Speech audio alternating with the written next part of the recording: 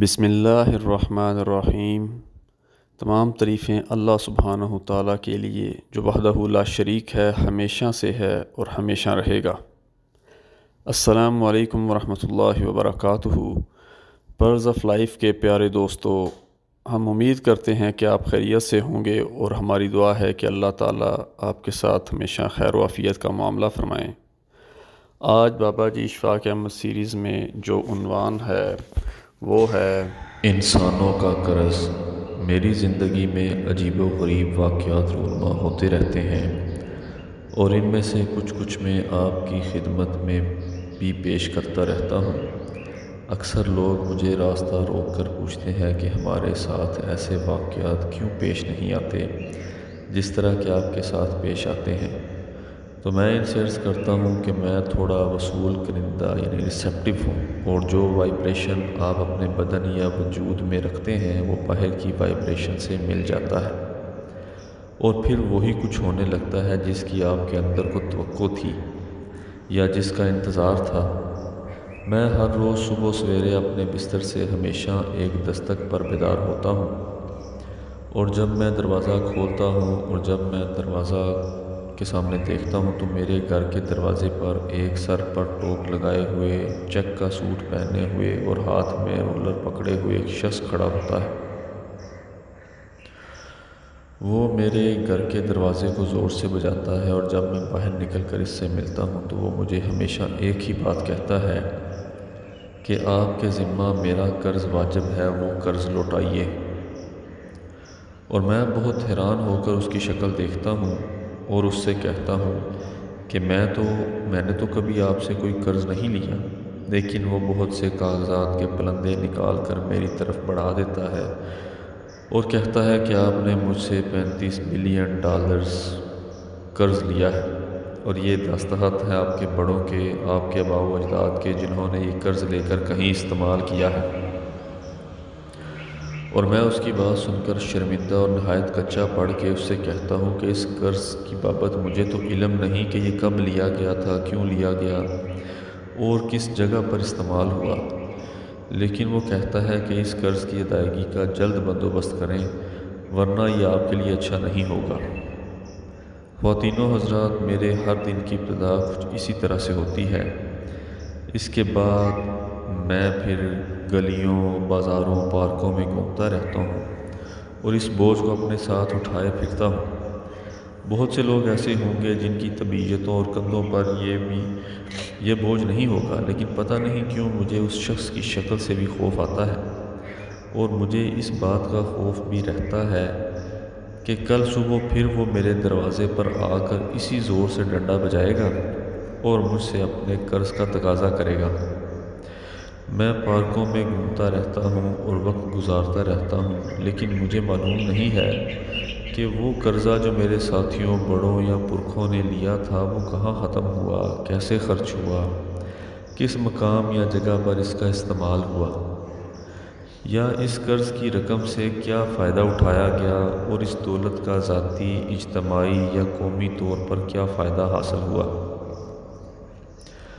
ایسی باتوں کا میری طبیعت پر بوجھ پڑتا رہتا ہے، اس لیے آپ سے عموماً کہتا رہتا ہوں، اور اس بوجھ کی موجودگی میں شرمندگی کے عالم میں کچھ اپنے آپ سے شرمسار، کچھ اپنے عزیز و اقارب اور کچھ اپنی آنے والی نسل اور خاص طور پر پوتوں سے شرمندہ سا وقت گزارتا ہوں۔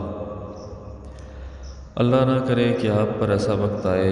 مجھ پر ایک طرح سے تھوڑی سی تشفی اس طرح سے ہو جاتی ہے اور ذرا سا رسپائٹ یوں کم ہو جاتا ہے کہ جو قرض خواہ ہے اس کو بھی بڑی الجھن کا سامنا کرنا پڑتا ہے۔ قرض خواہ بھی آسانی میں نہیں ہوتا۔ مقروض کو خیر بالکل ہی دبا ہوا ہوتا ہے، لیکن قرض دینے والا بھی ایک عجیب طرح کے شکنجے میں پھنسا ہوا ہوتا ہے، اور دونوں ایک دوسرے کی جان کے دشمن بنے ہوتے ہیں، اور ان کے درمیان انسانی رشتے وہ سارے کے سارے منقطع ہو جاتے ہیں۔ مجھے یاد ہے بچپن میں ہمارے قصبے میں ایک شوکت صاحب تھے، اور وہ ابتدائی قسم کا ڈینٹسٹری کا امتحان پاس کر کے آئے تھے، اور انہوں نے گاؤں میں کلینک کھولا تھا۔ وہ مصنوعی دانت تیار کرتے تھے، اور ڈاکٹر شوکت نے گاؤں میں پہلی بار مصنوعی دانت متعارف کروائے۔ وہاں گاؤں میں ایک سردار تھے۔ سردار کئی قسم کے ہوتے ہیں، آپ کے ذہنوں میں تو فلمیں یا ٹی وی ڈرامے دیکھ کر سرداروں کا کچھ اور ہی امیج بنا ہوا ہوگا۔ وہ سارے ویسے ہی نہیں ہوتے، سارے ہی ٹی وی والے بابا سائیں نہیں ہوتے، کچھ چاچا سائیں بھی ہوتے ہیں اور خالی سائیں بھی ہوتے ہیں۔ خیر، انہوں نے ڈاکٹر شوکت سے مصنوعی دانت لگوائے اور تمام کے تمام دانت نئے لگوائے، اور وہ یہ مہنگا لیکن آرام دہ سودا کر کے مزے سے گھومتے پھرتے رہے، لیکن رقم ادا نہ کی۔ ایک دن ڈاکٹر صاحب نے کہا کہ سردار صاحب میرے پیسے ادا کریں، لیکن اس دور میں 150-200 کی رقم ادا کرنا بھی کوئی آسان کام نہیں تھا۔ اب ڈاکٹر صاحب قرض خواہ تھے اور گاؤں کے سردار یا بابا سائیں مقروض تھے۔ ڈاکٹر صاحب ان سے روز صبح سویرے رقم کا تقاضا کرتے تھے اور وہ آج کل کے وعدے پر ٹرخاتے رہتے تھے، لیکن رقم دے نہیں پاتے تھے۔ ایک روز دوپہر کے وقت ڈاکٹر شوکت صاحب غصے کے عالم میں سردار جی کے پاس آئے اور وہاں تو میں شروع ہو گئی، اور وہ کہنے لگے کہ آپ میرے پیسے ادا کریں، ورنہ میں نے آپ کو یہ جو بتیسی لگایا ہے نا وہ واپس کر دیں۔ وہ سردار صاحب بھی علاقے کے آخر مالک تھے، غصہ کھا گئے، چنانچہ تو میں کے بعد ان دونوں میں باقاعدہ ہاتھا پائی کی نوبت بھی آن پہنچی، اور اس کے بعد ڈاکٹر شوکت بڑی مایوسی کے عالم میں واپس اپنے کلینک پر پہنچ گئے۔ میں ڈاکٹر صاحب کے کلینک میں مشینیں، آلات اور یہ دیکھنے کہ مصنوعی دانت کیسے بنتے ہیں بڑے شوق سے چلا جایا کرتا تھا۔ اس وقت میں فرسٹ ایئر میں پڑھتا تھا۔ میں وہاں بیٹھا تھا کہ ڈاکٹر صاحب نے اپنا بازو میرے آگے کر کے کہا، یہ دیکھ بابا سائیں کے کرتوت۔ میں اس سے اپنا قرض مانگنے گیا اور اس ظالم نے مجھے دندی کاٹ لی جیسے کتا کاٹتا ہے، اور اس نے کہا کہ دکھ کی بات یہ ہے کہ اس نے دندی بھی ان دانتوں سے کاٹی جو میں نے اسے بنا کر دیے تھے۔ اس طرح خواتین و حضرات، قرض خواہ کا ایک اپنا دکھ ہوتا ہے۔ ڈاکٹر صاحب کہنے لگے، اگر میں نے اس کو دانت نہ بنا کر دیے ہوتے تو وہ مجھے کاٹ نہیں سکتا تھا۔ جب میں اپنے آپ کو دیکھتا ہوں تو مجھے وہ واقعہ یاد آ جاتا ہے اور میں سوچتا ہوں کہ میں بھی کہیں نہ کہیں کاٹتا ضرور ہوں، کیونکہ میں مقروض ہوں اور میرے سر پر $35 بلین کا قرض ہے۔ میری طبیعت ٹھیک نہیں رہتی، یہ بوجھ اس قدر زیادہ ہے کہ میں اس کا کوئی مداوع نہیں کر سکتا۔ ہر وقت مجھے کسی نہ کسی ایسے الجھاؤ میں اس لیے الجھنا پڑتا ہے کہ میں اس قرض کو بھلا رہا ہوں، لیکن ہمارا اپنے قرض خواہ کے ساتھ رشتہ استوار نہیں ہوتا، اور قرض خواہ بھی بہانے نکال کے اور ہماری غلطیاں پکڑ کر ہمارے کندھوں پر بوجھ اور بڑھاتا رہتا ہے تاکہ ہمیں واجب الادا قرض کا احساس رہے۔ اکاڑا میں ایک میلہ لگتا ہے، اب پتہ نہیں لگتا ہے یا نہیں، کیونکہ میری جوانی کے زمانے میں لگا کرتا تھا اور مجھے ان میلے ٹھیلوں سے بہت دلچسپی ہے۔ میں نے دیکھا کہ وہاں پر ایک پنگوڑا لگا ہے اور اس کا مالک 8 آنے لے کر گول گھومنے والے پنگوڑے سے جھولے دے رہا ہے۔ وہ پنگوڑا آج کل کے پنگوڑوں کی طرح بجلی یا مشین سے چلنے والا نہیں تھا، بلکہ پنگوڑے والا اسے ہاتھ کے زور سے گھماتا تھا۔ میں وہاں بغیر کسی مقصد کے کھڑا ہو کر اسے دیکھنے لگا تو ایک گاؤں کا آدمی وہاں آیا۔ اس کی پگڑی کھل کر گلے میں پڑی ہوئی تھی اور اس نے کھدر کی تہبند باندھی ہوئی تھی۔ وہ بھی اس پنگوڑے کے لکڑی کے گھوڑے پر سوار جھولے لے رہا تھا۔ جب ایک چکر ختم ہوا اور سارے اتر گئے تو تب بھی وہ شخص وہیں بیٹھا رہا اور وہ اکڑو حالت میں بڑی تکلیف اور پریشانی میں ویسے ہی گھومتا رہا۔ جب وہ تیسرے چکر کے اختتام پر بھی نہ اترا تو میرا اس میں تجسس بہت بڑھ گیا اور میں نے آگے بڑھ کر اسے کہا کہ آپ نے جھولے لے لیے ہیں اور آپ اترتے کیوں نہیں ہیں؟ اگر آپ کو یہ چکر پسند ہے تو پھر آپ کے چہرے پر خوشی، مزے اور بشاشت کے آثار ہونے چاہیے، جو بالکل نہیں ہیں۔ اس نے کہا کہ جناب، بات یہ ہے کہ یہ جو پنگوڑے والا ہے، اس سے میں نے 30 روپے لینے ہیں اور میں ہفتہ بھر سے اس کے پیچھے گھوم رہا ہوں اور یہ میرا قرضہ نہیں دے رہا ہے، اور اب میں نے اس کا یہی حل سوچا ہے کہ میں اپنے قرضے کے بدلے اس کے پنگوڑے پر جھولے لوں۔ اب یہ میرا 29واں پھیرا جا رہا ہے اور ہر مرتبہ میں 8 آنے کم کرتا جاتا ہوں۔ اور اس طرح سے میں اپنا قرضہ واپس لے رہا ہوں۔ حاضرین محترم، میرے دل میں بھی ایسا خیال آتا ہے کہ کاش میرا بھی کوئی اس طرح سے سودا طے ہو جائے اور میں نے اپنے قرض کے جو $35 بلین دینے ہیں تو میں اس کو بھی کسی گھوڑے پر بٹھا کر ایسے چکر دوں جو ذہنی، جسمانی، نفسیاتی انداز کے چکر ہوں، اور وہ 20ویں پھیرے پر ہی کہہ دے کہ میں تمہیں قرض معاف کرتا ہوں اور تم میری جان چھوڑو۔ لیکن میرا قرض خواہ اس دیہاتی جیسا نہیں ہے۔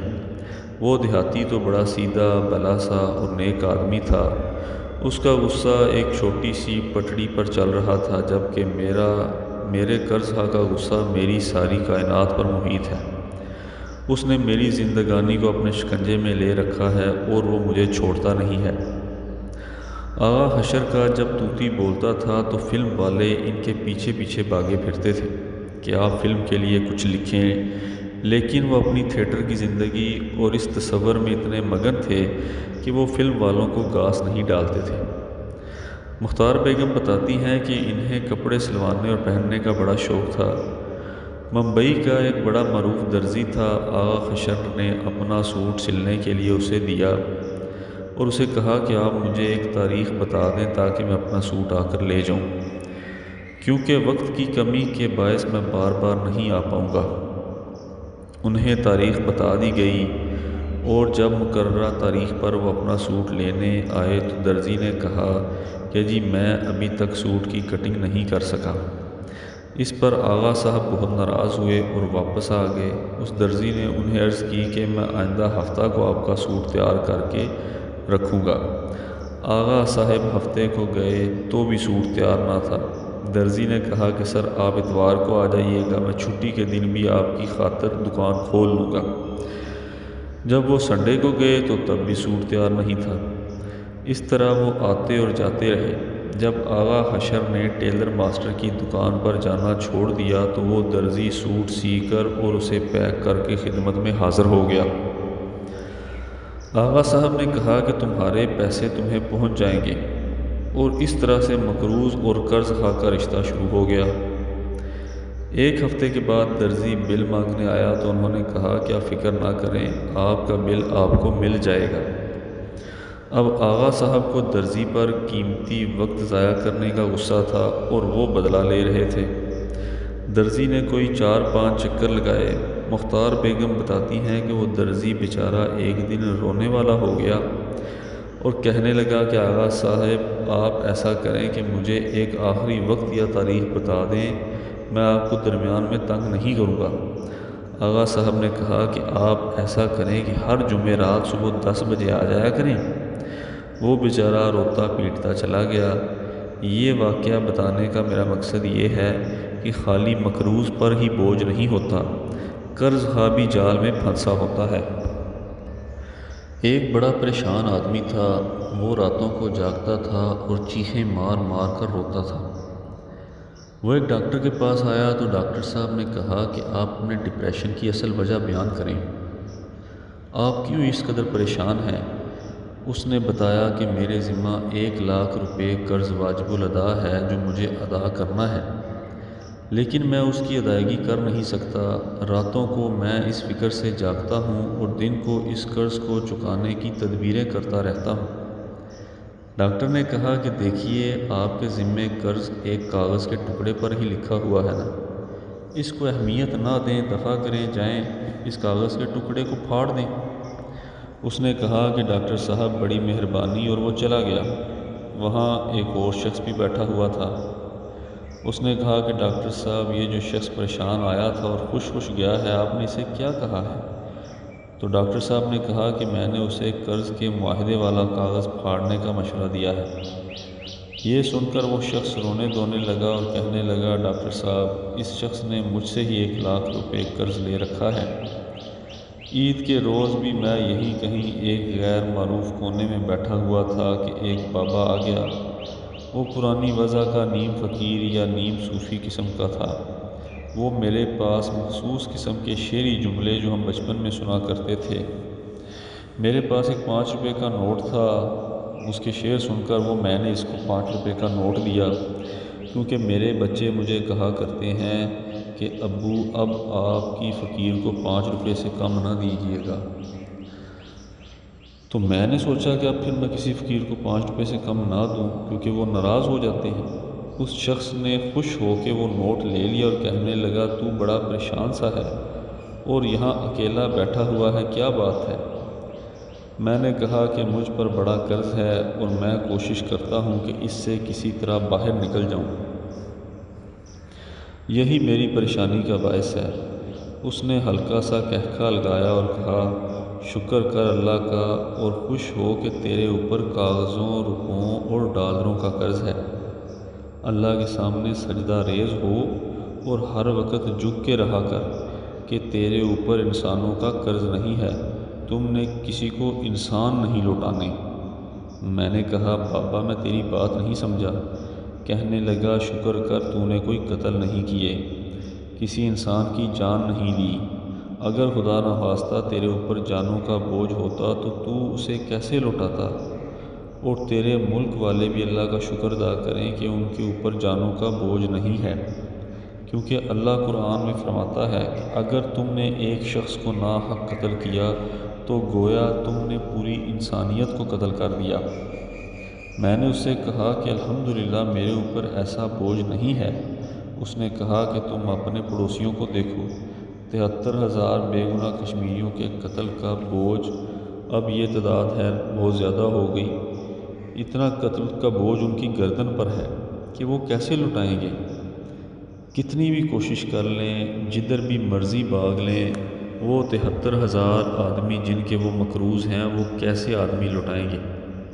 تمہارا تو روپوں کا قرض ہے، کسی نہ کسی صورت لوٹایا جا سکے گا۔ پھر ان کو دیکھو، انہوں نے 1,15,000 سکھوں کو بلو سٹار کے پروسیس میں قتل کیا۔ وہ ان کی ماؤں کو اور بہنوں کو ان کے بیٹے اور بھائی کیسے لٹا سکیں گے؟ ان سے اگر وہ مانگنے والا یعنی اللہ تعالیٰ آ گیا کہ میرے انسان واپس کرو تو کہاں سے دیں گے؟ وہ کہنے لگا تمہیں پتہ ہے میں تو جانتا نہیں کہ دور سمندرا وچ کوئی پنڈ ہے۔ کہنے لگا وہاں پر 2 جگہوں پر بم پھینک کر لاکھوں انسانوں کو ہلاک کر دیا۔